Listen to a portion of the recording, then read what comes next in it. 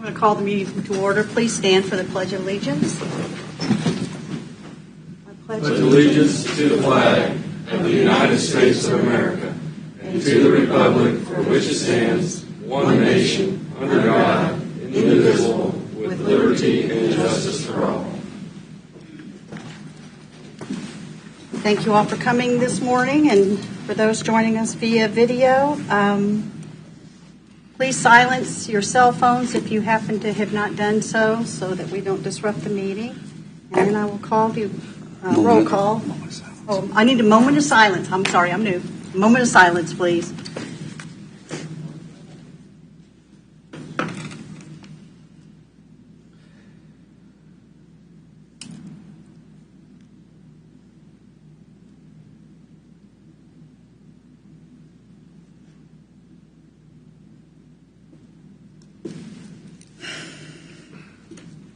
Start with the roll call, beginning with Commissioner Mike Smith. Here.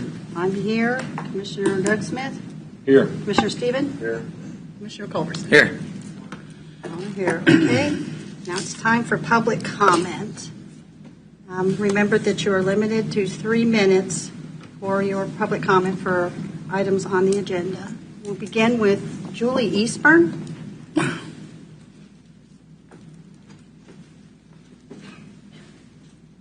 Please state your name for the record for me, please. My name is Julie Eastburn. I live at 22562 Eastern Road. My husband and I built our home 36 years ago on a property from the family farm that I lived my whole life.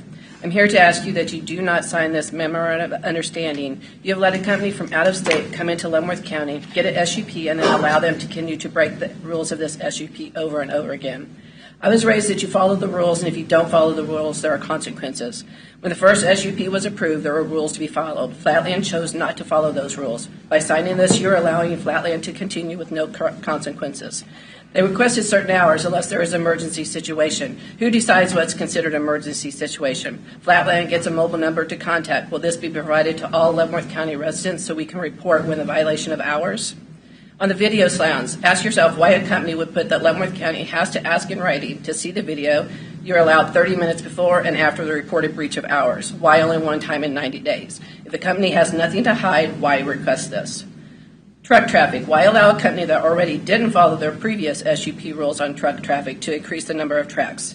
Do you really think they're going to follow this one? If you sign this, you're allowing Flatland to increase trucks to 60 semi-trucks, and that is not counting regular trucks and trailers. So who knows how much traffic there will be. By allowing more trucks, you're increasing the chance of accidents. This truck route is a 2-lane rural highway with hills and curves throughout resident areas and runs right through the Easton School District that has 642 students, 52 staff, and 42 support staff, which I have 7 family members that go or work there, plus all the family friends that work and have children that go there. Do not let them increase the amount of trucks and endanger everyone on that highway. Don't wait for an accident before you do something. Flatland will provide Leavenworth County with the past 12 months of logbooks, if requested in writing, no more than one time in 90 days. Again, why would a company that is running their business in accordance of their SUP need to put that?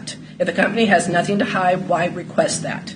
Enforcement of the SUP. Why would you even think about signing something that gives a SUP that never expires? My opinion, Leavenworth County SUP are a waste of time. Why have them?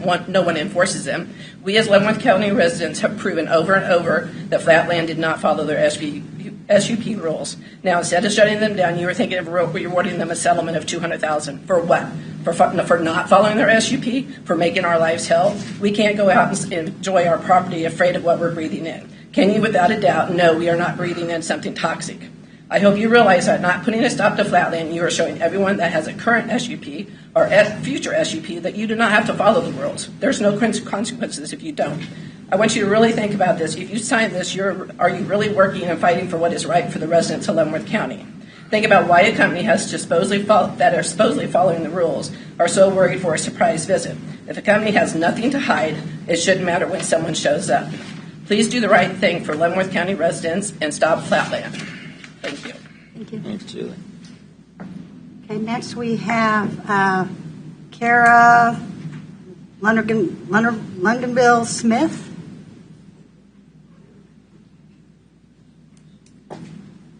My name is Carol Luganbill Smith. I live at 22476 Turner Road.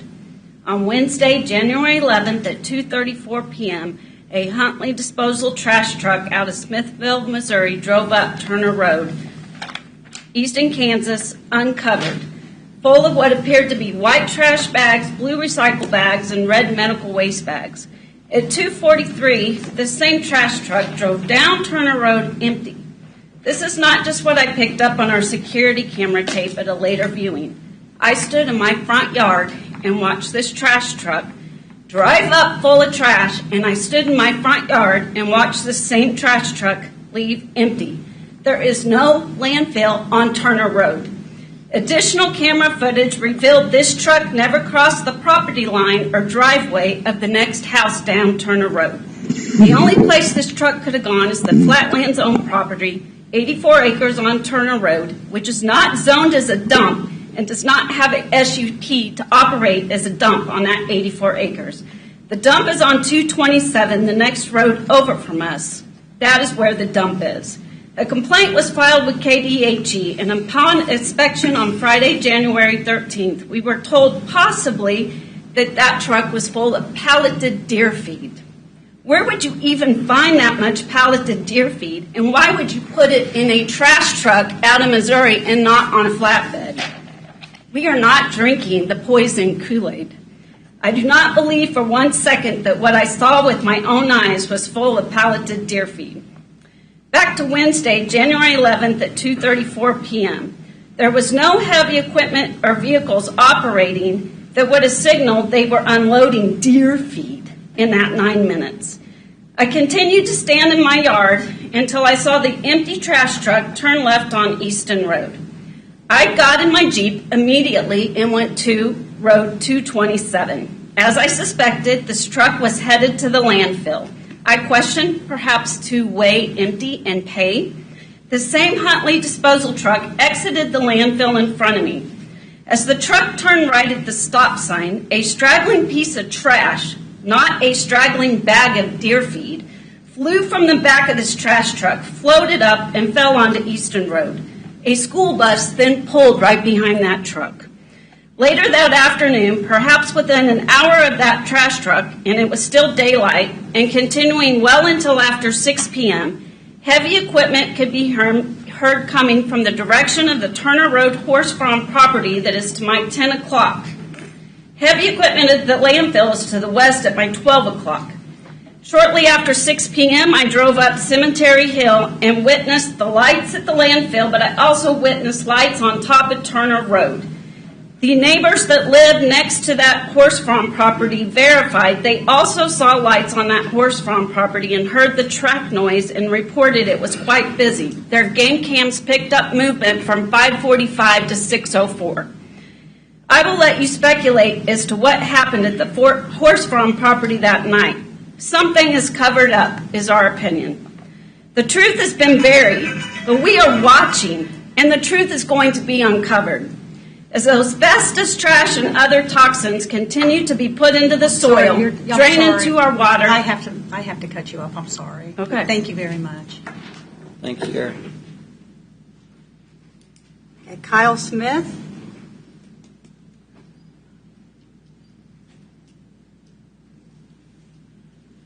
Well, now you guys know what I live with. No, I'm kidding. I'm Kyle Smith, 22476 Turner Road in Easton, Kansas. As you are all aware, the City of Easton and the surrounding residents, Leavenworth County, and its commissioners, KDHD and Flatlands, have been discussing inappropriate dumping activities for well over a year. Activities in question are not only in direct violation with existing special use permit, they are illegal in most jurisdictions that are zoned for legal dumping of hazmat materials. I'm not going to reiterate the violations that caused the Leavenworth County to enforce a cease operations order in the past. I would say that they have every right to do so under violations of an SUP.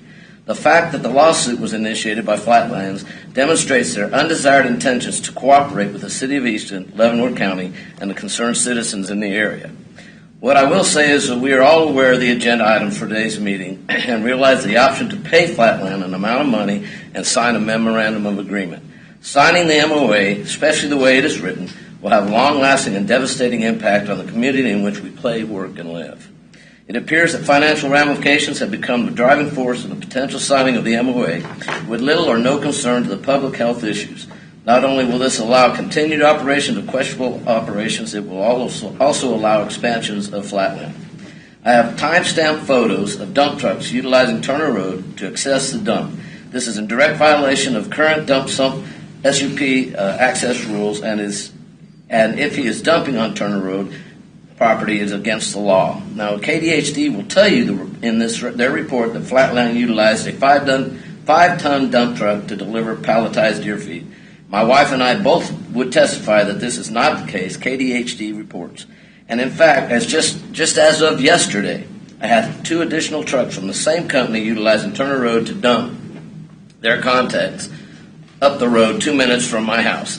If this is deer feed, Flatland has enough deer feed to feed every deer in the state of Kansas. That is history, what is planned for the future. If the MOA is signed and the money exchanged, Leavenworth County, KDHD, and Flatlands will most likely face a lawsuit from concerned citizens who were in the past partnered with Leavenworth to enforce a standing SUP's rules and regulations, and we feel we have been let down. Personally, I will tell you how these operations have negatively affected myself and my family. Increased traffic on Turner Road. Although it's a public thoroughfare, I've seen way too many commercial vehicles running up and down that road, which it wasn't built for. Our quality of life. I didn't move out to the country to live in a dump. I moved out to the country to move from the city, from the noise, from the traffic, and elevated pollution. Personal health and well-being. The smell is a nuisance, but the quality of air is also a major concern. Third world countries do open fire pits, and they burn all the time. My wife and I have both witnessed this in Iraq and Saudi Arabia. We know what it smells like. Finally, I wasn't going to bring this up, but it appears that money has become an issue. My neighbor across the street on Turner Road cannot sell her home because she lives next to a dump. I have a very good friend here in town, Leavenworth, that is a realtor, and she tells me that the surrounding areas around Easton property values have dropped. That said, when neighbors and I are financially affected by someone else's greed, it will motivate us to take legal action. Thank you for listening. Thank you. Sharon Wagner. Good morning. I'm Sharon Wagner. I live at 22578 with my husband, John. First of all, thanks for listening to us again. We saw this was on the agenda. What we want is our life back. We have lost our way of life, and you live in constant fear of what is happening to us and our family. And I don't think we should have to do this. The residents in this area should not live in fear that there is something toxic next door to us and not have something done about it. I have called KDHE multiple times and asked for an air quality test. They don't have the money, they say. Well, they've let us down, and I hope you guys don't let us down by allowing Flatland to continue to impact our life. It started 2 years ago. This isn't new, and we've been fighting this for 2 years, and everybody says, just keep giving us time. How much time do we need? How much time do we have to continue to not be able to go outside, enjoy our farm, enjoy our grandkids out in the back porch? Being able to do those things is why we live where we live, and it has been taken away from us. It started 2 years ago when the trash was in our trees, when there was trash on the road. When the property was filling up over there, we sat in our living room and had the lights shining in our living room. We couldn't even enjoy watching our TV in our living room because of the late hours that they were working. The constant noise. The other thing is then after the fire happened, this smell is horrific. There is nothing. I see in the MOU that it says continue to mitigate. I haven't felt any mitigation. I don't know what continue means to the rest of you, but what it means to me is that something is being done and they are taking care of the smell. That is not the case. Just on Sunday morning, I think last week I told you I walked out to go to church, and what do I see? A big pile of crap and a smell that I can't even hardly stand that then comes into my living room. So I don't know what they're doing to continue to mitigate, but whatever that continuation is, it's not working. So I really hope that you guys think about these things when you act today. I want you to do whatever it takes to take care of the residents of this county. That is what your guys' job is. I think the very first time we brought this to you, I probably gave a little bit more stressful discussion, but that's your job, is to take care of us, to take care of the health and welfare of the residents of Leavenworth County. Signing this MOU, I don't know that will do that. To me, it gives them free range. It allows them to do whatever they want. And as my sister said, why would you only allow yourself to check on them 4 times a year? And again, I talk about the 12-month average. You got to wait 12 months now, guys, to get an average to see how many trucks are going in there. 12 months from today, you'll be able to say, oh, well, they went over their limit, or they didn't. I don't understand the verbiage in there, and I'm not a lawyer, but to me, you're tying your hands, and you're tying what you're going to be able to do to help the welfare and the health of this community. Thank you. Thank you, Sharon. Now, Karen Crook.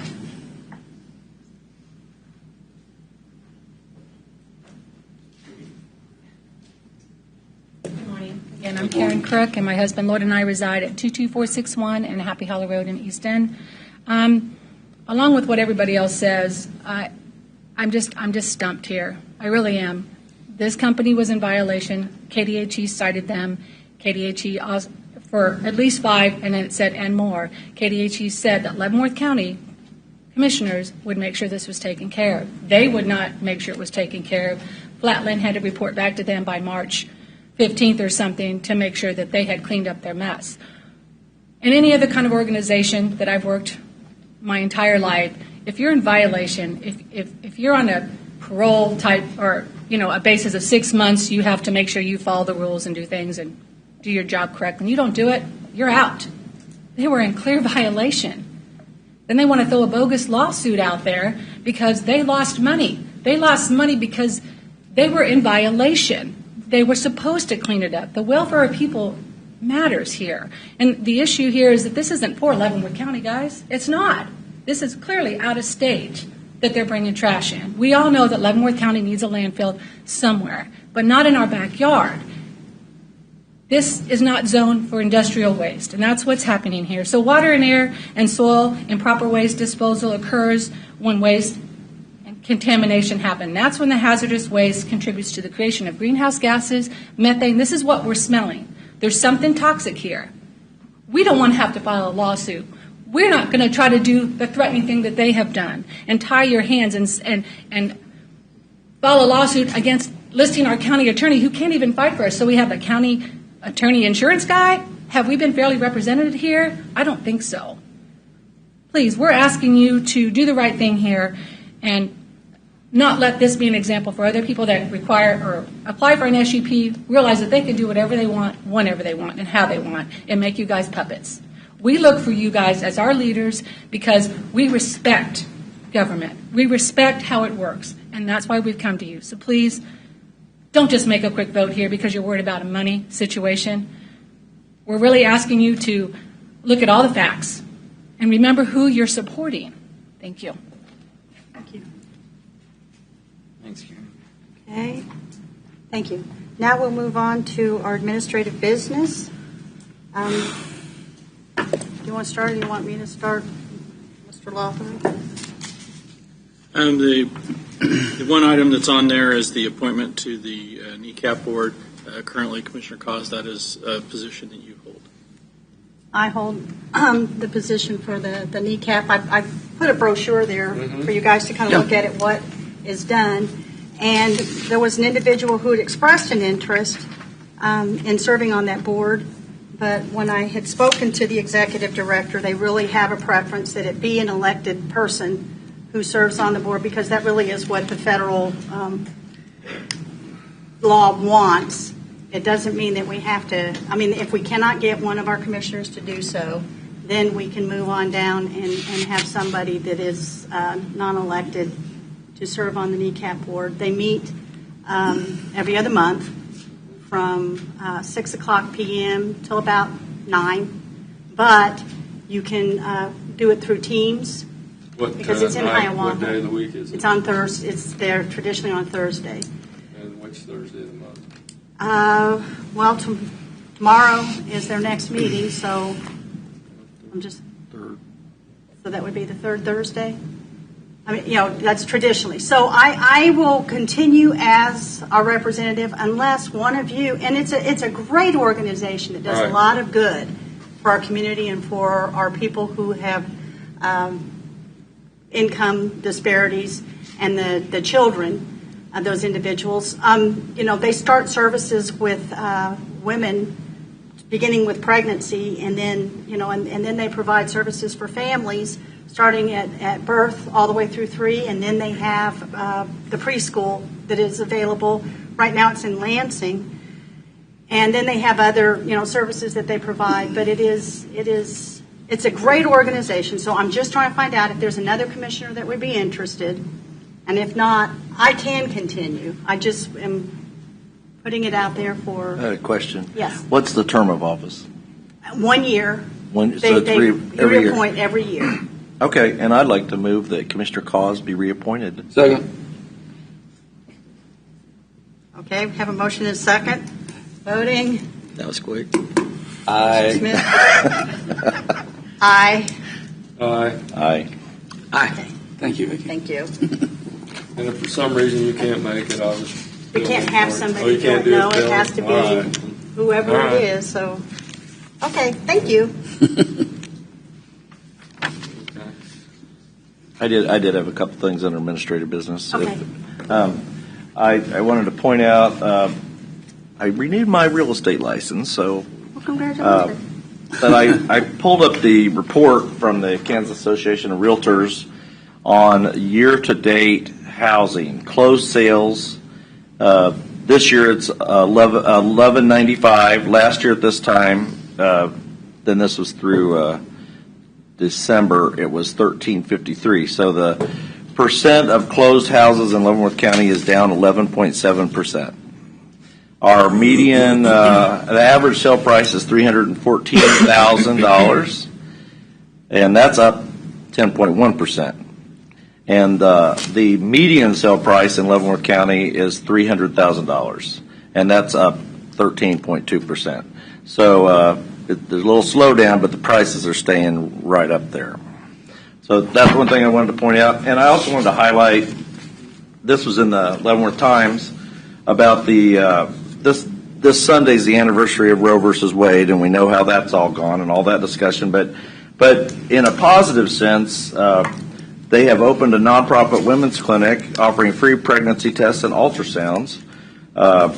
It's called Sparrows Women's Clinic, and they help with education for pregnant women and all the services they need and provide alternatives to abortion. And this is a really good thing. If anyone wants to volunteer to help them, their number is 913-543-4446. It's just I think it's important if we say we're pro-life, we need to offer alternatives. And this is a really neat clinic that's come to town, and I think we should all be supportive of it. That's all I have.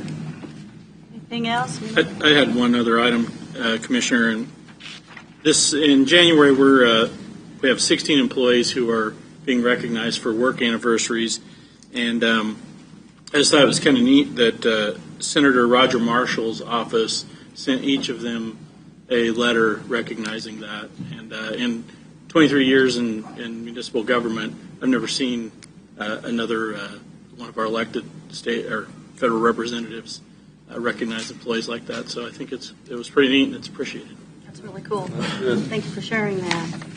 Anything else? I have one, if anybody else. Go ahead. On Saturday, Mr.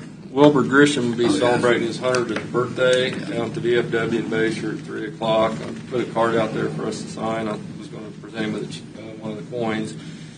Mr. Grisham was involved with the starting of the fire department in Bayshore. They were the first township, Fairmount Township, they were the first township fire department in the state of Kansas, I believe. So he would have been on it, and he served on as a firefighter for many years. He's a great wealth of knowledge of the Bayshore history, and the man's in great shape. Him and my dad went to school together, so I've known him for quite a while. So I was encourage everybody to send him a card. And also, in light of the Johnson County's change in their public comment due to the YouTube recommendation, is that something we're going to have to look into and maybe have a work session on? Commissioners, it's my understanding that Johnson County was notified by YouTube that their content control did not meet the YouTube standards, and then unless they changed it, YouTube would withdraw their services. You currently use that service as well. So yes, I think it's going, if you wish to continue that, I think we're going to need to examine how, quite frankly, your meetings are conducted. I will make a comment to that. I provided an article to Administrator Lawfrey. The county commission in Johnson County was going under the old YouTube policy. YouTube has changed its policy, and the policy that they were suggesting was in effect apparently has been changed and modified. So welcome to read his article that I provided for him. So there should be no problem. Well, I spoke with one of the commissioners yesterday at a KCAT meeting, and they reluctantly, but the decision that was made was based on current, and the letter that they received, the letters, and that's plural, and warnings that they received from YouTube. You know, perhaps it's because there were complaints, I do not know, but they are standing behind their decision, and it's something that we just probably need to look at. That's correct. We need to have a work session on it. Get it all out there and make sure we're in compliance. Right. We just want to make sure we are. Is there a date and time that we would want to take this up? Commissioners, I'll examine the topic, and either Mark or I will report back to you. Okay. Thank you. I believe that's all I got. Okay. Anybody have anything? Jeff? Okay. We've taken care of administrative business. I will move to the consent agenda. Is there anything on the consent agenda that needs to be removed before we approve the consent agenda? If not, Madam Chair, I make a motion we accept the consent agenda as presented. Second. We have a motion and a second. Begin voting with Commissioner Smith. Aye. Aye. Aye. Aye. Aye. Okay. Motion carries. All right. Formal board action. We need to consider a motion to approve an employment agreement with the county administrator. My privilege to make a motion to approve the employment agreement with the county administrator. I'll second it. A motion is second. Any further discussion? I just make a comment that I think our county administrator has been doing a tremendous job I agree. for Leavenworth County. It's a thankless job. It's not a job. I mean, he's got 5 commissioners to deal with. It's like herding cats, I'm sure. And Speak for yourself. Mike, some commissioners are harder than others. That's true. That's true. But we can thank him for all that he does, and I appreciate him particularly. I think that he received some extra duties with all the federal money that had to be managed, and it was all done properly. Yep, he's done an outstanding job with all of that. That was a huge burden placed on him. Undertaking that. Okay. My motion and a second. If there's no further discussion, I'll begin with Commissioner Smith. Aye. Aye. Aye. Commissioner Stevens? Aye. Aye. Motion carries. Okay, we need to consider a motion to approve the subdivision roadway inspection policy. Welcome. Commissioners, today we do have for your consideration a roadway inspection policy for interior roadways within newly developed subdivisions here in Leavenworth County. This policy does follow suit with the county's current testing and inspection policies for our own projects and for the roads that we are rebuilding or building here in the county. These roads, as you know, are going to be or intended to be county roads after the completion of the subdivision, so the future maintenance costs and liability of the roadway is that of the county and the county taxpayers. This policy is a comprehensive policy that covers everything from dirt work up through culvert installation and asphalt paving. There are alternatives to the county-approved roadway standards that are allowed within the subdivision regulations for interior roadways that would be privately maintained by a HOA if the developer wishes to go that route, but then that burden is not that of the general taxpayer within the county. If you have any questions, I'd be happy to answer those. This policy is in line with KDOT's testing standards, which is the current standards that we follow for testing and all of our roadways. So, you said private. So what if 10 years from now the private wants to become public? How are we going to go back and determine whether the roads were built properly? There really is no going back. So if a developer wished to build a roadway through a cross-access easement and had a future desire to make that a county roadway, they would need to complete that inspection within this policy at the time. They would need to hold that inspection. The issue would become that roadway hadn't been maintained by the county on a current maintenance cycle for a number of years, whether that be 10 or 15 years in the future. And so it would most likely not be allowed in any case unless it was almost immediately after the construction of that, because the future maintenance cost of a road that hasn't been maintained properly in 15 years is going to be much greater than a roadway that we adopted and accepted, that was tested and maintained by the county. So do you think our private road policy will cover us on that and anything in the future? The private road policy as it written will cover it. It'll be up to the Board of County Commissioners to not accept a roadway if an appeal were to come from an HOA group in the future. Obviously, they would have the ability to make that request to the Board of County Commissioners. So as long as we follow current policy and the board supports that policy, we should not be accepting I private just roads. want to make sure we got policies to protect the taxpayers. Yes, and that's the intention of this policy. Okay. I don't have any other questions. Any other questions? Okay, well, I'll entertain a motion. You want to make a motion? Okay, I'll make a motion to approve the subdivision roadway inspection policy. Second. Motion is second. Any other discussion? Well, just a comment, we did go over this in a work session, and Yes. Right. so it's not like this just came in front of us. Right. We vetted this. And The policy has been looked at and developed and approved, and it's a good policy. It is, and I just Yep. want to Really make does sure follow. that the people that done the private roads and make sure that, And then- that future commissioners don't have to deal with, when they come in and say, oh, we want the county to take this over because we're paying all these taxes, and then have to take over a road that wasn't properly built. You know, 'cause some of these and don't get me wrong, some of these privates they're built properly, but some of them aren't. So we're just making sure that people understand the Don't policy. come to this board and want the road taken over after you've built and bought in a private road area. All right, well, if there's nothing further, I'll entertain a motion. Oh, we have the motion. Okay, we're voting, sorry. That's all right. Commissioner Smith? Aye. Aye. Aye. Aye. Aye. Motion carries.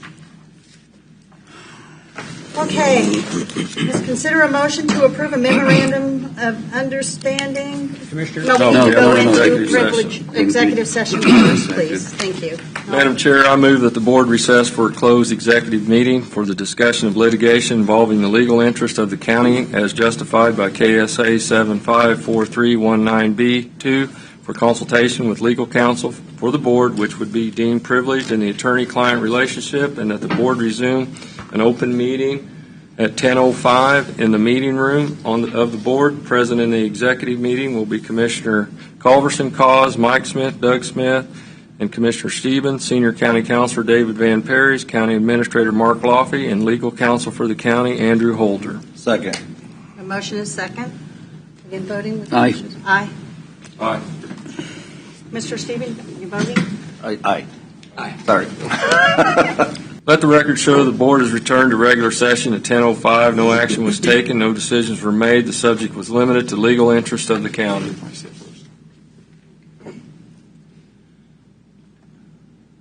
We are moving toward considering a motion to approve a memorandum of understanding as presented by legal counsel addressing issues and settling out conditions regarding the operation of a landfill in Easton, Kansas by Flatland Excavating. So, Was that a motion? No, I'm Oh, okay. asking All right. Is there a motion for consideration of this? Madam Chair, I move that we approve the memorandum of understanding as presented by legal counsel addressing issues and setting out conditions regarding the operation of a landfill in eastern Kansas by Flatland Excavating. Is there a second? I'll second it. Okay, I have a motion and a second. Is there discussion? I have a question for the council. Mr. Van Peers, did you brief the Board of County Commissioners on the cease and desist order that was issued and indicate that it was your understanding that the Commission in Leavenworth County were fully within the rights to exercise police powers to protect the public health, safety, and welfare, to close the facility to bring Flatlands into compliance with the county-issued SUP? Commissioner, I hate to just, could you repeat that question? Yeah. Did you brief the BOCC on the cease and desist order that was issued? And did you indicate that it was your understanding that the Commission in Leavenworth County were fully within their rights to exercise police powers to protect public health, safety, and welfare, to close the facility to bring Flatland into compliance with the county-issued SUP?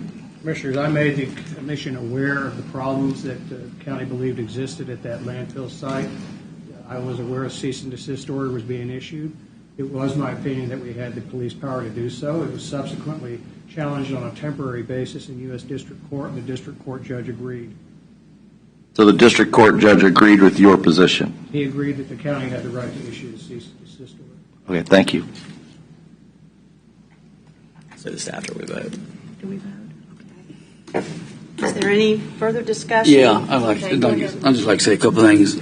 Folks, this has been a tough one, probably the toughest I've had in 2 years. My goal on my vote is to get you the quickest remedy that we can possibly get up there. I don't want this going on any longer.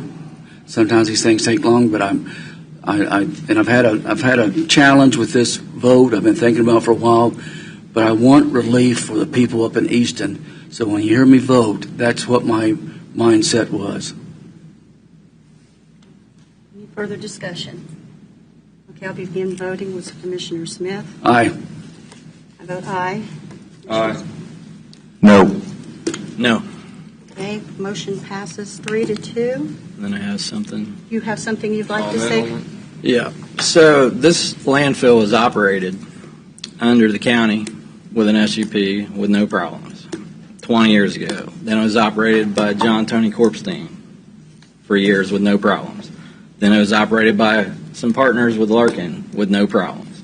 Then it was operated by Larkins with no problems.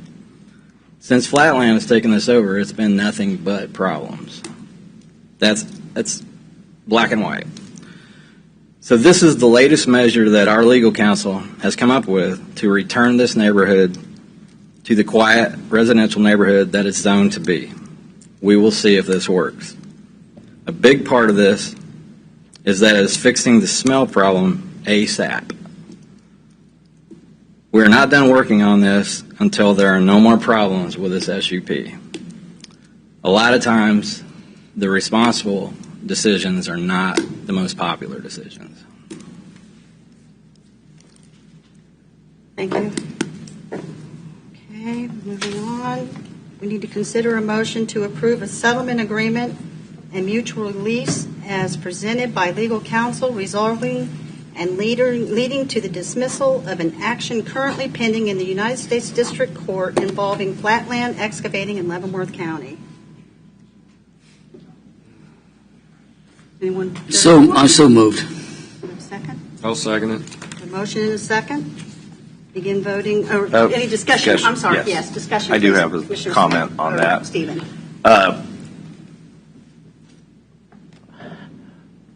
We operated under legal counsel that we received this whole time. We have followed what our legal counsel has told us. But now we have a conflict. Now we have legal counsel telling us we need to do something different and agree to this settlement agreement. And I work for the railroad. The railroad used to settle all kinds of stuff. There'd be slips, trips, falls. Used to settle. And when Warren Buffett took over, he pretty much decided we're not settling anything. It's going to be litigated. You give up a lot when you make these deals. These deals aren't always in the best interest down the road. You think it's settling something now, but it doesn't always settle something. I don't know. I hope, I pray that this accomplishes what the other commissioners believe it's going to do to get us able to solve you folks' problem out there. I want to. We have been on the phone with, I don't know, we spent several hours the other day, Commissioner Culberson and I, trying to get KDHE, trying to get legislators to take action, trying to get somebody in Topeka to listen to the fact that this is a disaster, and all I got was, well, I do have a couple legislators that have reacted positively. I'm going to give a compliment to Representative Proctor. He actually contacted me yesterday and had KDHE is going to give him a list of the things that has the things they have done at the facility. He's going to get that. He's going to get that list to us. Senator Pittman helped us. But we have also had legislators that have posted up that they're basically staying out of it. They're not going to help. But this, of my 4 years on the commission, this is the worst public health issue I have seen. I have not seen anything like this. And to have the state of Kansas refusing to implement and enforce their own laws that they wrote. You know, you come here and you think, we have a minimum level of environmental regulation that protects us all, and then you get up here and you find out that's not necessarily true. They're not enforcing their own law. So I want to be fair to everyone, but I'll tell you what, my opinion is that I don't settle. And I'm a no vote on this. Anybody else? This is our insurance company. David, I'm sorry. The motion to approve the memorandum of understanding has been voted on and approved by this board. I'd ask that you move on to the next item, which would be the settlement agreement and mutual release of claims. Which we have a motion on the floor. We do, okay. We have a motion on the floor. We're in the discussion portion. Right. Is there anybody else have anything to add? Commissioners, are you sure you made a motion to approve the settlement agreement? Yes. I did. Okay. Motion to approve the settlement agreement. She read it, and then I said, yeah. Okay, we have a motion and a second on the floor. We'll begin voting by Commissioner Smith. Aye. Aye. Aye. No. No. Motion carries 3-2. Thank you. Commissioners Cause, Mike Smith, and Doug Smith, Andrew and I have documents we'll need your signatures on this morning. So if you could finish conducting your business, but before you leave, if you could make sure you stop by. Thank you. Okay, presentation and discussion items. Quarterly reports, Council on Aging. Welcome, Connie.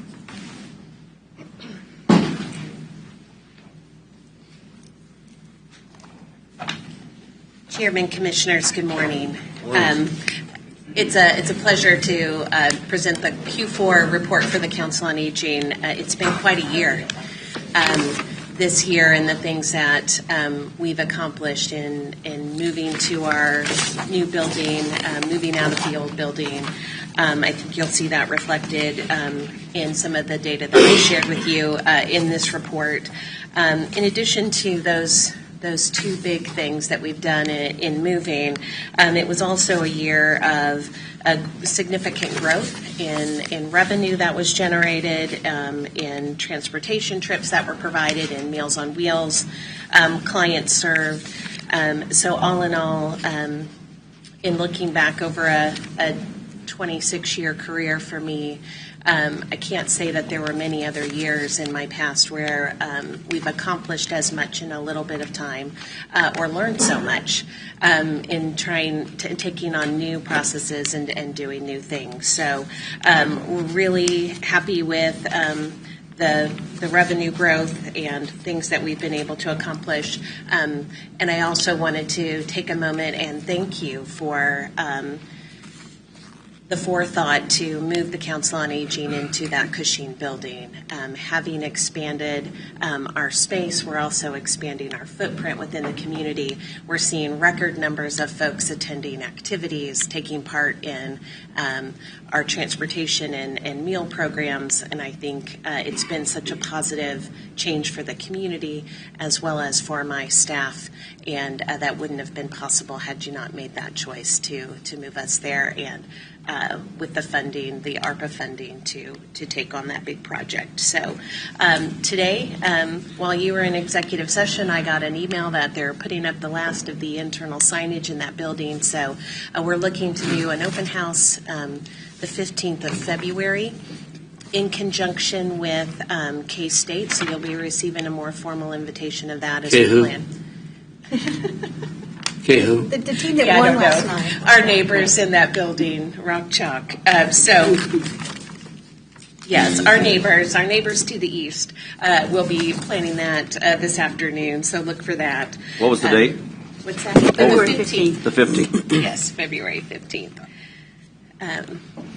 And with that, we'll continue to look to 2023 to expand even more, including evening programming. That's been something that folks have been asking for, evening and weekend, so we can continue to foster that participation, and then also continue to grow and expand our existing activities to make sure that the folks that 42% increase in folks that we saw this past year, we're able to continue that and expand that. Anybody have any questions for Ms. Connie? Thank you for all you do. Yeah. You guys are doing a phenomenal job. Yeah. I'm just so glad your fleet of vehicles has been upgraded, because when I first came on here, it looked like a salvage yard out there. They were all old sheriff's cars with You 300,000 miles. had in the vans, the floors were rusted through. They were a mess. They ran good downhill. I mean, you just can't run them that long. I mean, they spent more money in parts than to buy a new vehicle. Yeah. It took some time, but you've got a really nice fleet of vehicles, good, dependable, safe vehicles. Yes, over 18,000 trips we took in those vehicles this year. Really excited about that. Who use I see. Okay, thank you All so right, much. thank you. Thanks, Thank you for Connie. everything your staff do. Okay, now Public Works. Welcome back, Mr. Knoll. Welcome back, Mr. Knoll. This is the one that's going to be. You're looking dapper today. Yeah. You guys have a busy schedule, so we'll try to keep it brief. Oh, no, that's not going to be your out. Yeah. We'll take the time for you, Mr. Knoll. All right. Well, I appreciate that. So, today we are having the fourth quarter report for the Public Works Department. We'll start with a short summary of the fourth quarter road and bridge. We did wrap up a little bit of asphalt and some chip and seal there at the beginning of the fourth quarter. Overall, we held a lot of rock and did well over 100 miles again this year at chip and seal. The guys did a great job. It's been very efficient, and commend those guys for that effort. They really knock out a lot of miles of patching and chip and seal and do a very good job of it. We did have one snow event that was not a ton of snow, but it was very cold the day right before Christmas that they did take care of. Looking down at the budget, as you can see, all of the budgets ended up pretty slim there at the end of the year, with 1% remaining in road and bridge, 3% remaining in local service, and 3% remaining in noxious weed. As you expect with the type of inflation that we've had, we had a lot of areas that we had to shift some money out of maybe an area or delay some projects, but we were able to finish there within that threshold. But $140,000, we weren't going to spend any more than that, obviously, because we didn't know what the upcoming snow events would be at the end of the year, and we didn't want to run it down any further than that. We currently are fully staffed. That was last week, so this week we are not, but we are always filling positions and continue to do a great job of that out there at the shop. So on that issue, we've talked continuously about the wage. We're in this inflation period where the wage structure is hitting so hard. Are you in a good position still for hiring, or are you finding that we're falling behind compared to other counties? I don't know about compared to other counties necessarily. I think we're probably very close to some of the other counties. It's not the counties that we're competing with, really. It's the private sector for employment that we don't compete well with some of our wages. What we end up doing a lot of times is being a training ground for other workforces, because we are a registered training facility with the new FHWA requirements for CDLs. And a lot of employees that want to become a CDL certified driver would have to pay to have that training done. You can come to work here for the county, and we do train and get people their CDLs. It's the retention of those employees that we've seen some issues with over the last 6 to 9 months since that. I believe that took effect in late February, early March, so we're about 6 months into that training cycle. And so from a private public sector, we're still behind. County to county, we might be pretty comparable. Okay. Did you see that message board on State Avenue advertising CDL drivers $51.29 per hour? Yeah. Now, can we compete with that? No. There's. Yeah. But they have terrible hours. For that kind of money, take all the hours you can get. Yeah. Okay. So we'll move down to some projects. The 158th Street project wrapped up in the fourth quarter.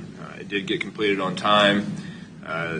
Overall, there was the one significant change order that we did add cement-treated base to address some of the base concerns that we're seeing on the site. Of that change order, $177,000 of that was added service. And of the $300,000 approved, the project did finish under the $3.158 million total budget price for the project for all other items, and is down to just the seeding retention payout. Obviously, we'll have some areas that got done pretty late in the year, and it was really dry for an extended period there. And so we will have some areas that need to be seeded in the spring that the contractor will need to come back and clean up and reseed. We did complete 4 bridge projects last year. They all were pretty successful projects. They were all completed on time and on or under budget, and so that was a really good, successful year of bridge building. Of those, HP 19 over Stranger Creek was the largest of those bridges. It was $1.596 million. It was completed by Ebert Construction. F46 and E18 both were completed by Dondlinger Construction. E18 was a haunch slab bridge south of Easton, and for $1.02 million. It was completed on time and on budget. And the bridge on 166th Street west of Baser was completed for $689,000. And Bill, we're going to fix the humps on both sides of E18 when the tie-in transitions with Benish's design of the asphalt pavement really weren't all that smooth. I think they should have taken them back. So we'll grind that transition area down a little bit and smooth it out. It kind of is entering a curve section there and isn't as smooth as it should have been with the design. So, yeah, when we go to do the asphalt work in the spring, we'll grind off that high area and lay a patch over the top of the tie-in back away from the bridge. Because it's not the bridge itself. It's just not the bridge. It's not the approaches. It's the tie-in of the asphalt.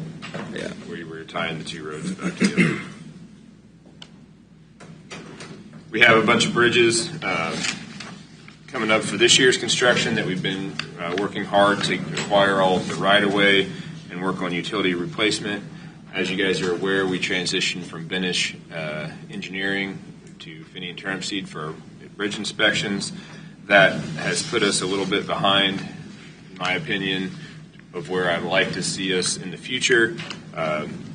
We're kind of in a reactionary position with the results of the new inspection cycle and having a different eye look at those bridges. And so we're quickly working as fast as we can to try to move all of those bridges into 2023 construction.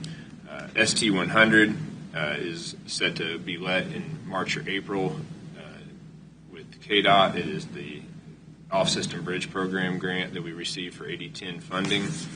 E48 should be bid probably around May. We did acquire yesterday the final right-of-way documents for that, and so we will be bidding that in May up in the Easton Township.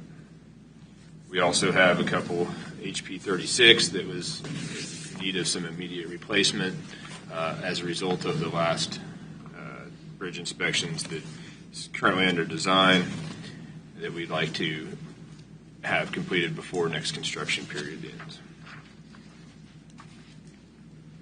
The box culvert and large culvert replacements with the ARPA are ongoing. We met last week with MHS and some of their employees to move that project along. Those will be, of those 14 culverts, 8 will be installed by the county and 6 will be installed by contractors. The 6 that are going to be installed by contractors will be low cost, fast type projects, as fast as we can possibly put together, primarily precast box structures and aluminum structures to replace those. We do not want to transition from a culvert to a bridge, and several of them are very close to bridge status.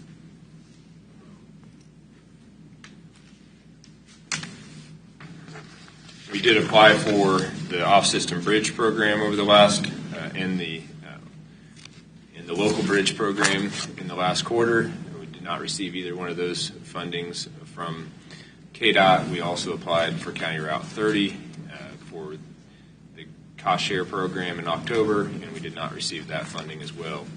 We will apply for the cost share program again in April. Prior to that project letting at the end of next year per the 5-year CIP. So we do have one more opportunity with that project to receive. What percentage is the cost share that you'll be applying for in March? Well, they haven't announced the maximum. They're not necessarily cost shares. Generally, that project is estimated to cost around $4 million. This last cycle, they capped the awards at $1.2 million. And so more than likely, the maximum allocation that we could receive would be about a 25% cost share of state funding for that project. Now, there was an infrastructure bill that passed through Congress. Is there any monies that is working its way down through the state from that new infrastructure bill? Well, there was additional money in the off-system bridge program and the local bridge program during this last cycle. There weren't many bridges, actually only one bridge in northeast Kansas that was selected for that. A lot of those bridges were in central and western Kansas in smaller counties. They were trying to catch up on some poor rated bridges, I assume, with KDOT, but it was a larger pot of money that was available, and it will continue to be for the next 3 years a larger pot of money than has historically been available through that program. The high-risk rural roads projects have a larger pot of money for this next cycle that's due in a couple weeks, and they've added a high-risk rural roads intersection improvement project application that has, I think, around $10 million in it. So there is a little bit more money available, but I think the need is great, and there's a lot. It's highly competitive. So we're going to apply for every grant, and we're going to put our best application forward and continue to try to get those applications. Now, with this monies from the, and we're going to a meeting this afternoon on the battery plant down there in DeSoto, but is it your understanding like the provision for funding of that would be like a matching type funding, or do you, like if they were going to take funding out of that pot, would they be providing us matching, or how does that work, or do you know? I do not know. That money came through the Department of Commerce, and it is specific to that project. It's not through a normal program that KDOT would allow applications for. It was an economic development project, the Panasonic plant was. So that's not necessarily a pool of money that we can just apply for. They would need to understand that there's going to be residential development occurring as a result in our county, and maybe put some money towards that, or partner with Leavenworth County on a raise grant application or something to that effect. But currently there isn't any direct line of funding source from as a result of that Panasonic. Thank you. We did. There was more money. Speaking of the federal funding coming down to the state and local level, there was a $28 million allocation of funds towards the STP program this year. We did attend this last quarter the STP selection committee meetings with the city of Basel and supported their application for funding for their project.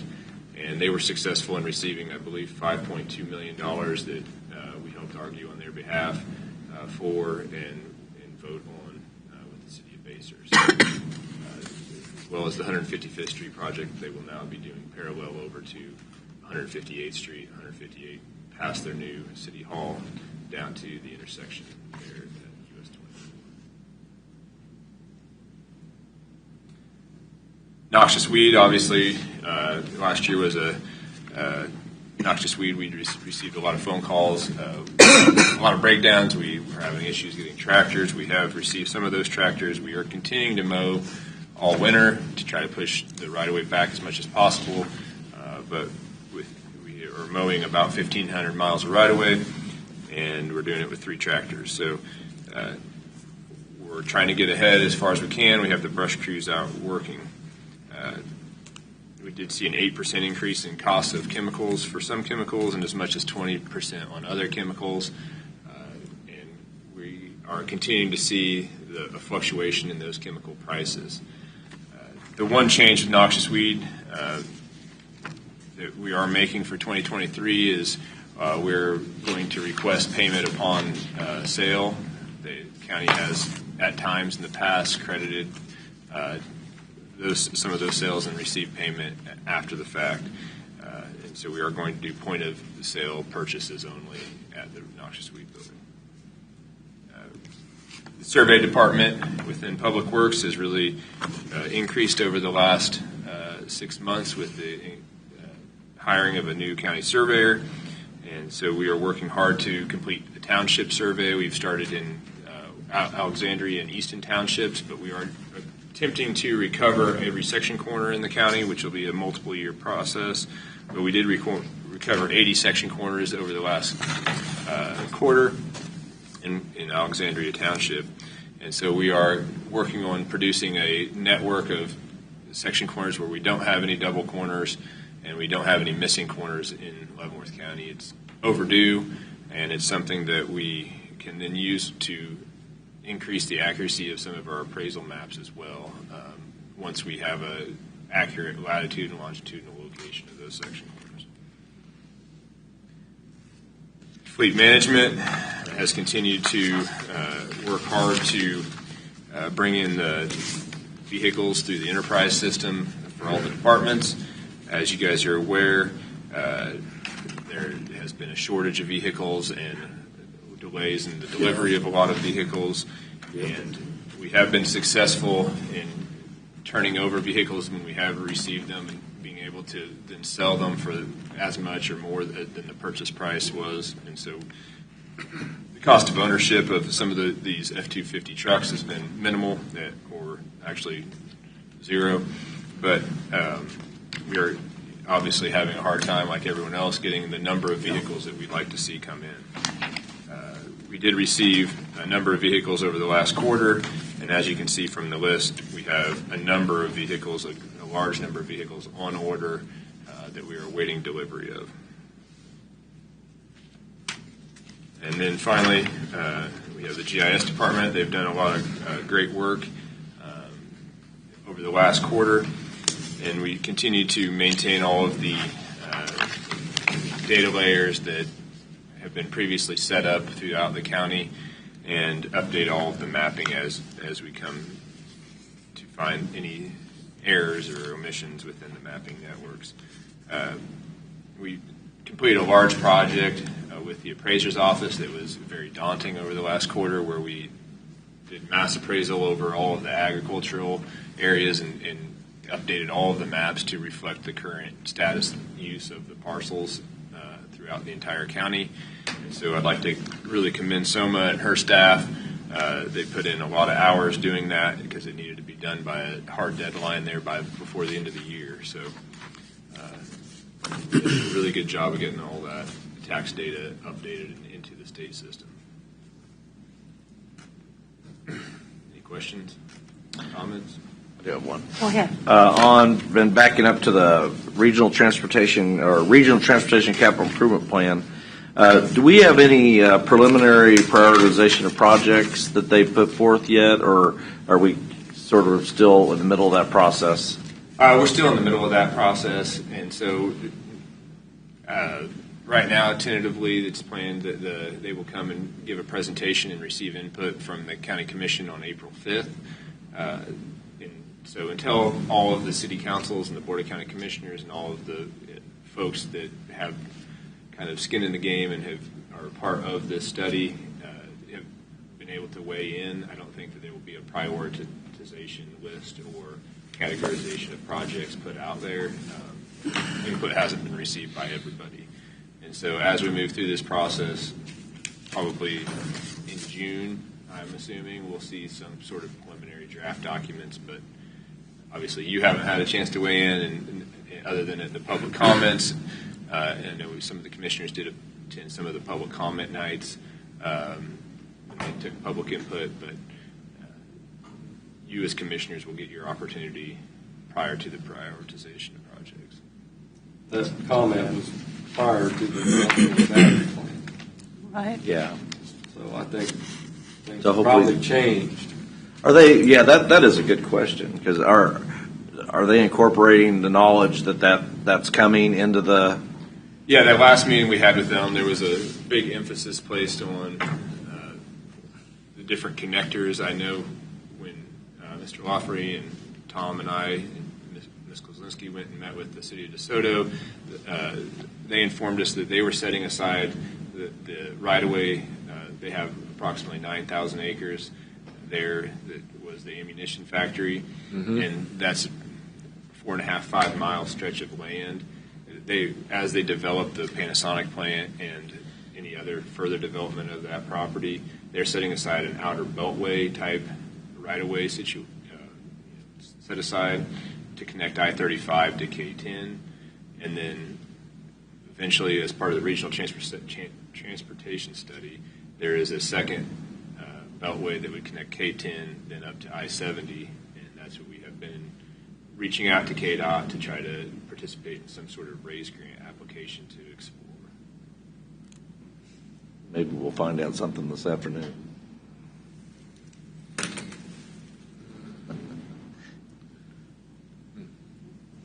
So high-risk rural road money, we're going to continue to keep applying for high-risk rural road funding? Yeah, we'll continue to apply. We'll apply for every local project that comes out with KDOT. I mean, we obviously have some good candidates, I believe, for high-risk rural road. Yes, the next highest rated, we did receive in this last quarter, I didn't mention this, the high-risk rural roads study that had been ongoing for the past several years. We did receive our final copy of that study for our local road safety plan. And so the number 2 project, we did receive funding for our number 1 project, and it's under design on Tonganoxie Road between the city of Tonganoxie and Stranger Creek. The second highest accident rate location is the next stretch going about 1.5 miles, 2 miles north of Stranger Creek.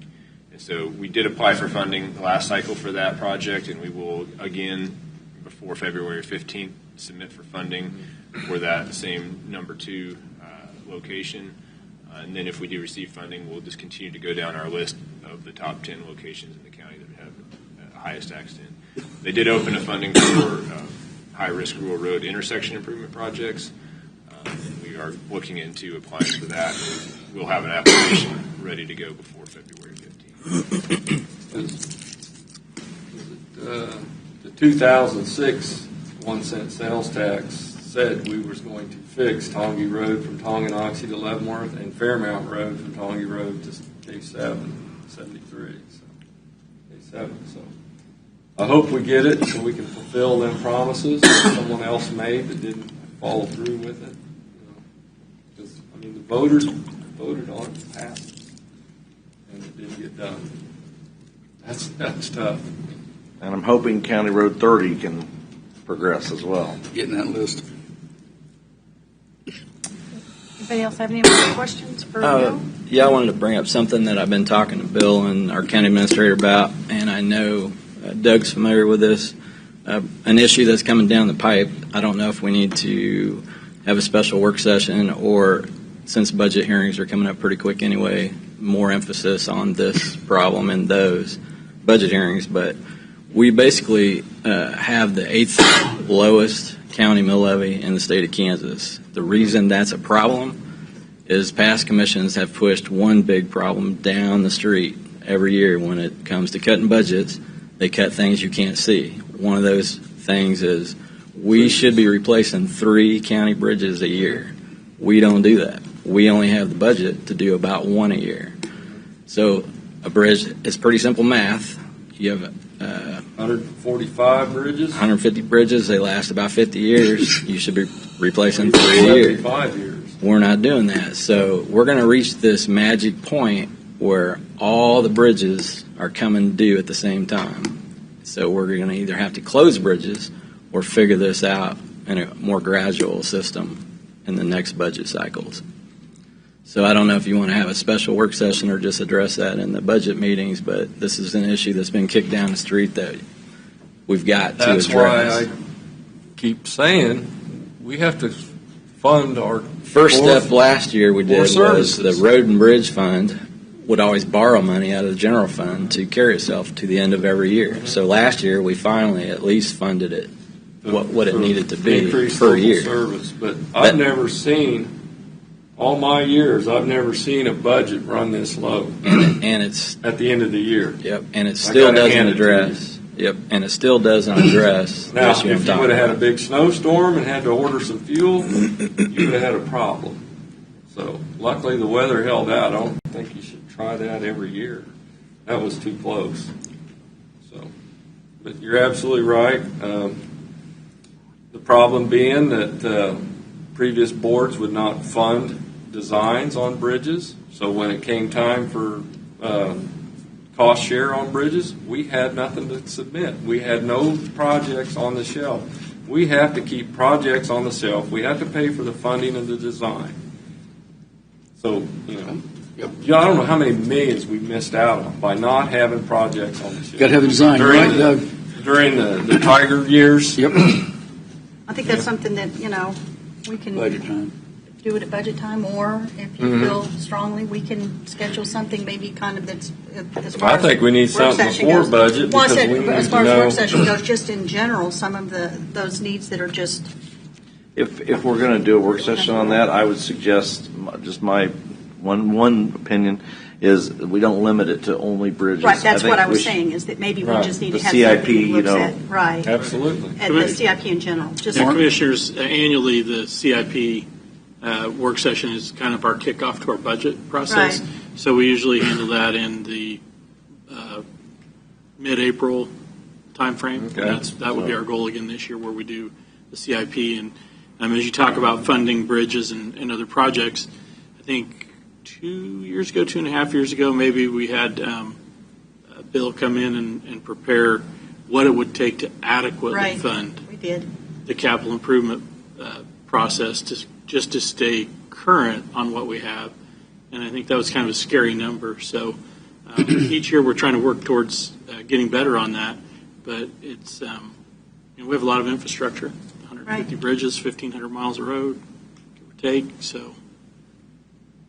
And I know when we were talking about the ARPA funds, we were talking about the box culverts.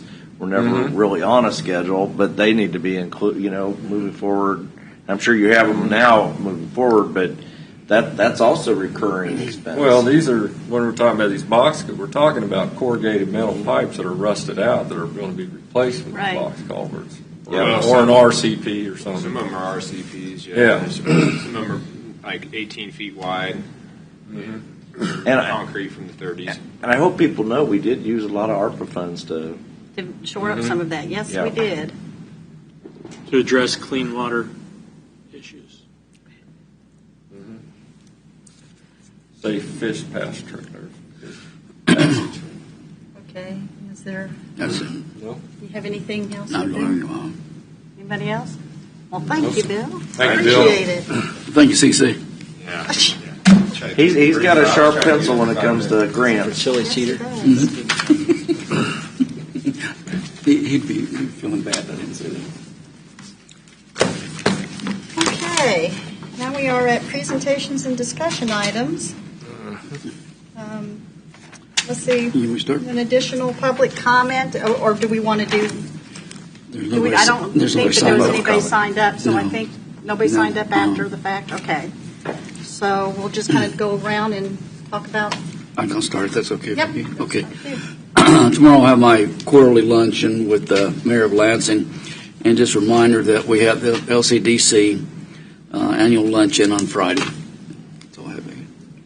Doug? Oh, I was looking and see. I know I went to had Basher City Council last week. They did a proclamation for Mr. Grisham, and also attended the MLK celebration down there across from Haymarket Square. Yeah, I think that's about all I had. Mike?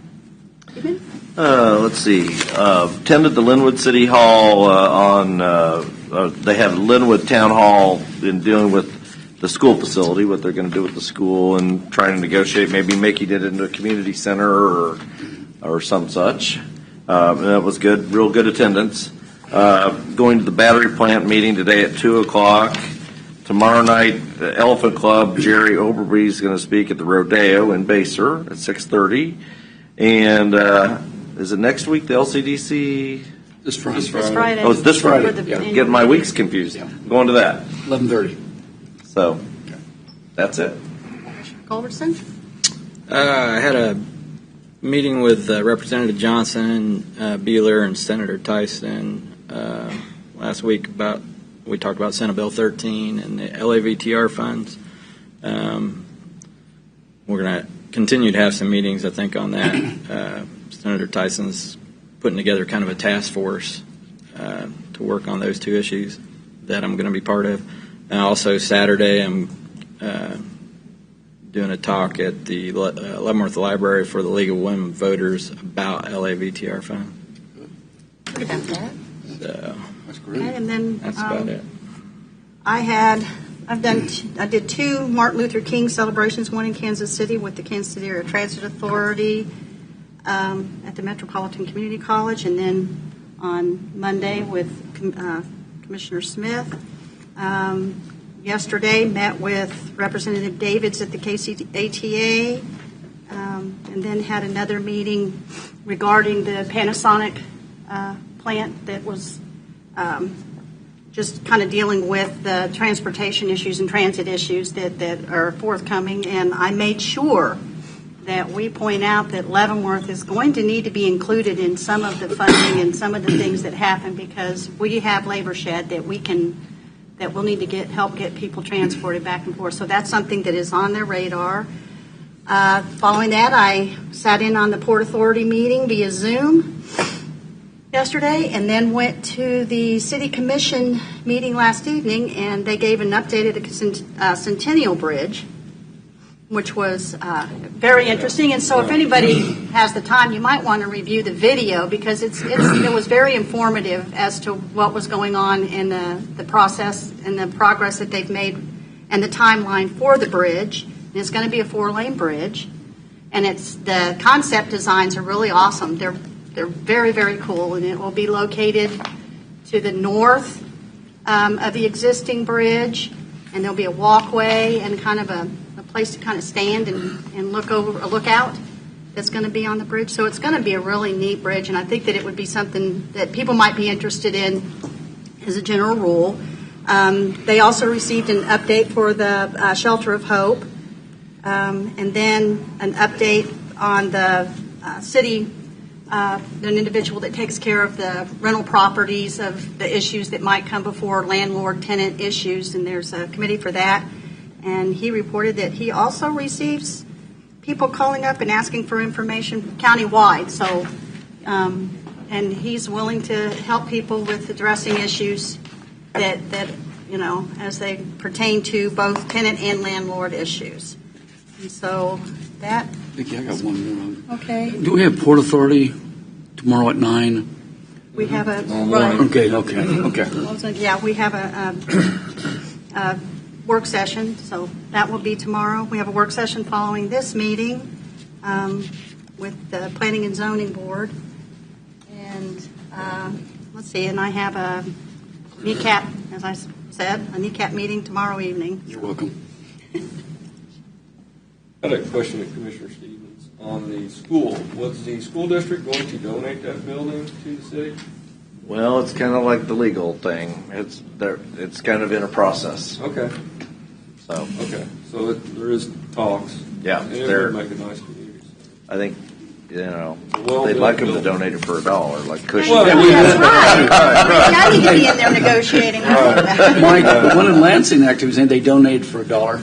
I think we paid too much for it because we had to put a lot of money into it, but it's served the community for 20-something years now. Yeah. That's a good thing for an activity center. Okay. Well, it's exciting. The community down there is growing. Right. And taxpayers paid to build it. Yep. It should be.